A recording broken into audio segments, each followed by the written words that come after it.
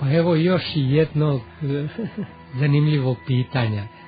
Danas je 1. septembar po starom julijanskom kalendaru, to je crkvena nova godina. Šta to znači crkvena nova godina? Po čemu se ona razlikuje od ove srpske nove godine i ove klasične gregorijanske nove godine?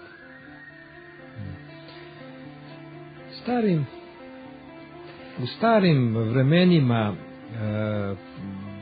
stvari koje su se dešavale na neki način su imali jednu unutrašnju, jednu logiku koja je neki put danas i zaboravljena. Krenimo od Biblije, od 1. glave gdje se govori o stvaranju. Pa se između ostalo kaže i bi veče i bi jutro dan prvi. I tačno tamo se ne kaže dan prvi, nego dan jedan. A onda kaže i bi veče i bi jutro dan drugi. I tako sve redom. Šta se tu vidi? Mi bismo danas u modernom vremenu rekli i bi jutro i bi veče, a ovdje se kaže i bi veče i bi jutro. Dakle, prva stvar koja je veče. I u crkvi prvo bogosluženje, to je večernja služba. Kad počinje večernja služba, počinje završetkom prethodnog dana. Prethodni dan se završava kada sunce zalazi i onda u tom momentu, znači, crkva smatra da počinje novi dan. Dan danas u Svetoj Gori je sačuvano merenje vremena po tom starom, a to je da zalazak sunca predstavlja početak novog dana, odnosno to je ono 12 sati, ili kako bismo mi rekli takom ponoć. Znači od trenutka kada se meri vreme, znači to je trenutak kada zalazi sunce. I to ima svoju logiku, dakle završetkom, zalaskom sunca završava se dan i počinje novi dan. Isto tako kada je u pitanju merenje godine, kalendar, završetkom žetve, završetkom tog nekog biljnog ciklusa, prirodnog ciklusa i tako dalje, praktično se završava prethodna godina i počinje nova godina. I prvi jesenji mesec u godini to je septembar.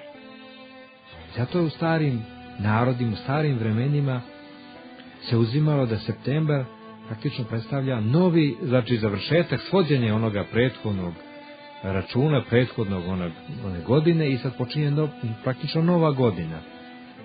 I znamo da se u jesen priprema zemlja za sljedeću godinu, da se seje pšenica i tako dalje, sve to su ti radovi, znači koji podrazumevaju, dakle da će oni rezultat da daju tek naredne godine. I kroz čitavu istoriju hrišćanstvo je prihvatilo tu varijantu. I počinje nova godina od 1. septembra. Naravno, u različitim vremenima na različite načine su merili vreme. U Rimskoj imperiji nova godina je počinjala 1. marta.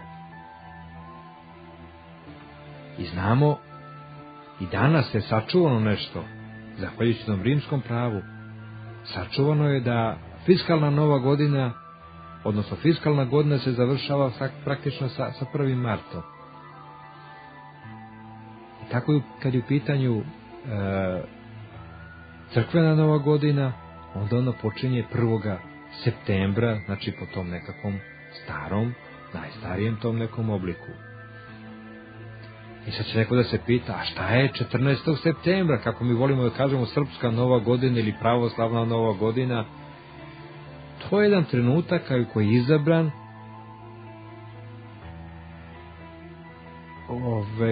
koji označava praktično kada počinje da duža dan.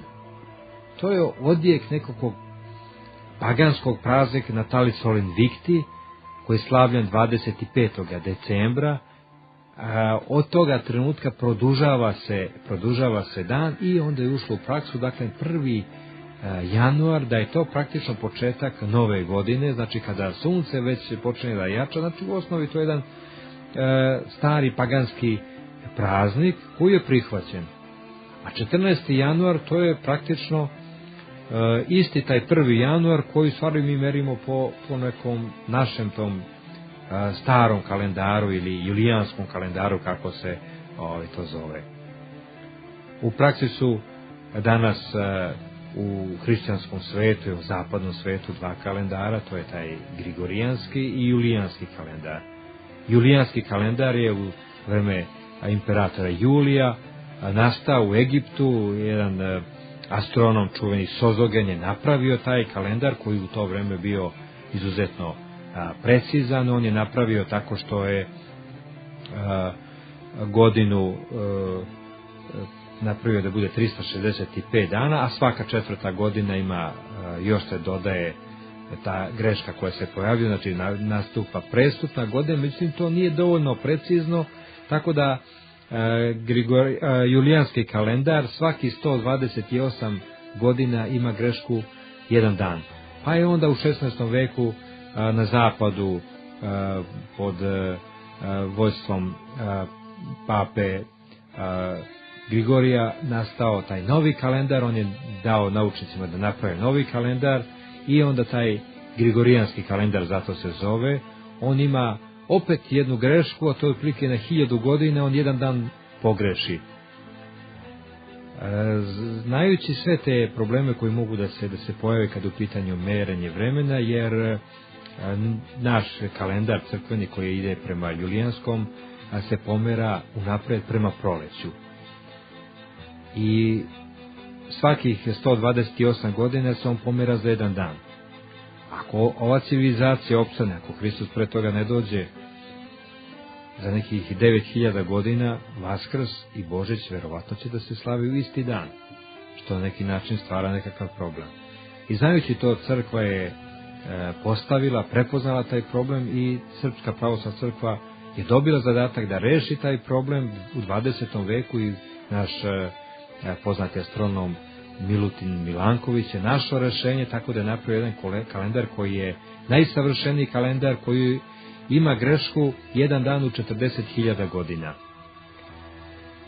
Mislim, taj kalendar nikad nije primenjen, tako da danas u praksi postoje ta 2 kalendara, čak i pravoslavci koji su prešli na taj novi kalendar grigorijanski, Vaskrs